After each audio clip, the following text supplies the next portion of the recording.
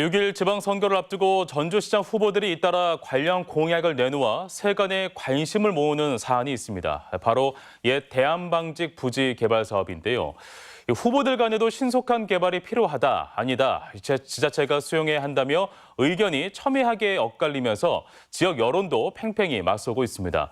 후보들의 잇따른 공약과 과연 실현 가능성은 있는지 유일용 기자가 심층 취재했습니다. 옛 대한방직 부지 개발 공약으로 후보들의 설전이 뜨겁습니다. 우범기 전주시장 예비 후보가 먼저 200층 타워에 다소 파격적인 공약으로 포문을 열었습니다. 기존 계획인 450m 높이 143층의 타워보다 더 높게 지어 전주의 랜드마크로 만들자는 겁니다. 민간이 투자하겠다는데 행정이 막아야 될 이유가 없습니다. 153층이든 200층이든. 이에 맞서 조지훈 예비 후보는 디지털 디즈니랜드 공약을 내세웠습니다.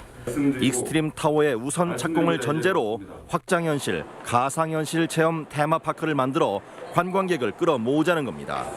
e스포츠의 모든 것, 게임의 모든 것, 우리나라에서 진행되고 있는 모든 디지털과 관련된 테마파크의 형식으로.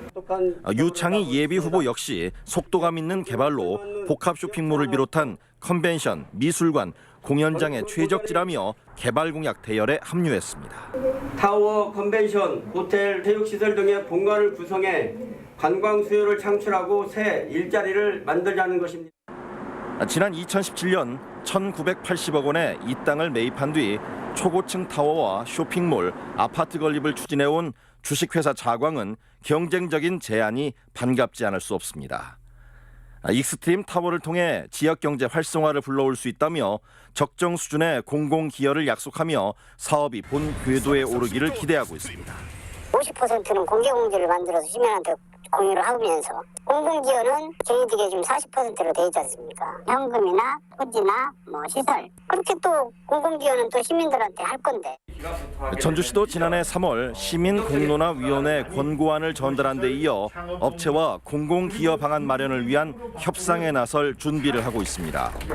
공론화위원회를 거치면서 시민 다수가 개발에 찬성한 것으로 보고 사업자와 사전 협상을 거쳐 기본계획 변경안을 제출한다는 계획입니다.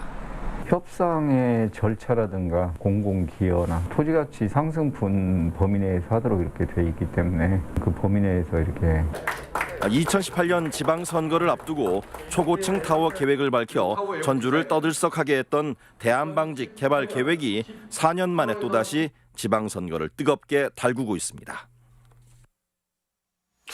하지만 이런 후보들의 공약과 민간업자의 개발 계획이 과연 현실성이 있냐는 의문도 있습니다. 지방선거를 앞두고 자칫 여론몰이에 휩쓸리는 것 아니냐며 지금이라도 부지를 수용해 공공개발해야 한다는 의견도 팽팽합니다. 특히 과거 서부 신시가지 개발 과정에서 제척되면서 특혜를 받은 만큼 이 용도 변경은 더 큰 특혜 의혹을 야기할 수 있다는 지적입니다. 인천경제자유구역청이 조성 중인 청라국제도시. 랜드마크 조성을 위해 2007년부터 110층 시티타워를 추진하고 있지만 공사비 문제로 15년째 착공을 못하고 있습니다.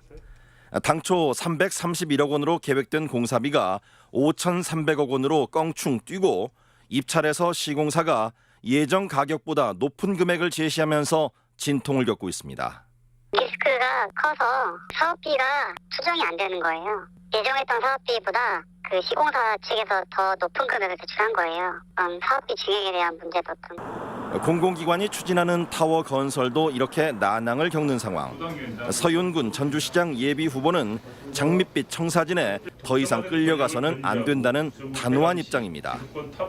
전주시가 도시개발법 22조에 따라 여전히 부지를 수용할 수 있다며 수용 후 공공개발하는 것이 바람직하다는 겁니다.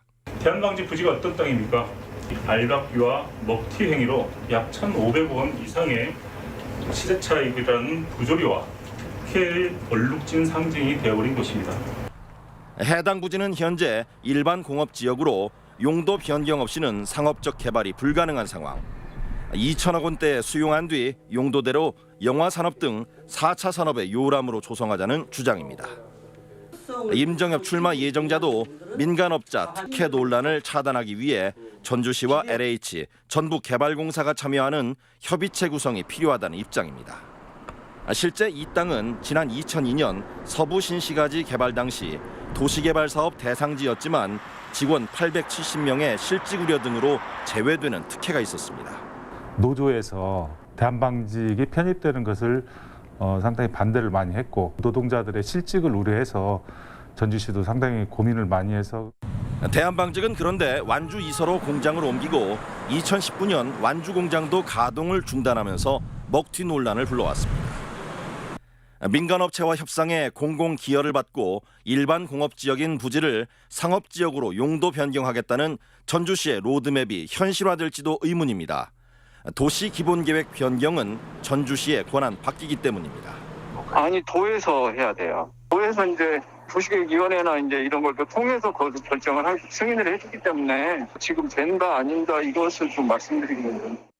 진작에 도시개발에 편입했어야 할 노른자 위 땅에 대한 용도 변경은 특혜 논란이 불가피하고 초고층 타워도 현실성에 의견이 분분한 상황.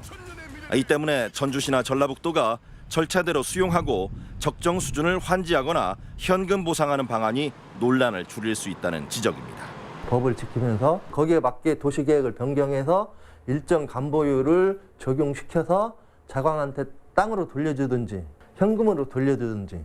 개발에 뒤처진 전주에 랜드마크를 만들겠다며 후보마다 쏟아내는 대한방직 부지 활용 공약. 지난 2018년 지방선거에서 자광 측이 초고층 타워 청사진을 제시하면서 불러온 논란이 4년이 지난 지금도 여전히 진행형입니다. MBC 뉴스 유룡입니다.